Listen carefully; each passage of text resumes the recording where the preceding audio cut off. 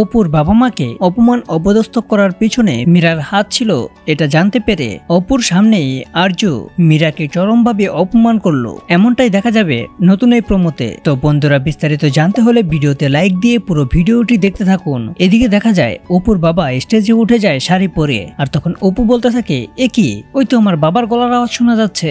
আর অপু এটা বলতে বলতে স্টেজের দিকে দৌড়ে যায়, আর সে তখন দেখতে পায় তার বাবা কাপড় পরে স্টেজে উঠে মাতাল হয়ে কথা বলতেছে। আর তখন অপু বলতে থাকে, বাবা তাড়াতাড়ি নেমে এসো, এটা তুমি কি করছো, আর তুমি শাড়িটাই বা কেন পরেছো? আর তখন অপুর বাবা বলতে থাকে, অপু তুই এসেছিস, আয় মা তাড়াতাড়ি আয়। এটা বলেই অপুকে স্টেজে ডেকে নেয়। কিন্তু এদিকে অপুর বাবা ওয়াইন খেয়ে একদম মাতালের মতন কার্যক্রম শুরু করে দিয়েছে। আর তখন অপু বলতে থাকে, বাবা তুমি এটা কেন করছো? আর তখন অপুর বাবা বলতে থাকে, আরে তুইও আমার সঙ্গে নাচবি, আয় মা। এটা বলেই তো অপুকে ধরে নাচা শুরু করে। আর এদিকে এই দৃশ্যগুলো দেখে আরজুও খুবই অবাক হয়ে যায়। আরজু তখন অপুর বাবাকে নিচে নামিয়ে চোখে মুখে জল ছিটাতে থাকে। তারপর অপুর বাবার হুঁশ ফিরে আসে। আর তারপরে অপু জিজ্ঞেস করে ঠিক কি কি হয়েছিল।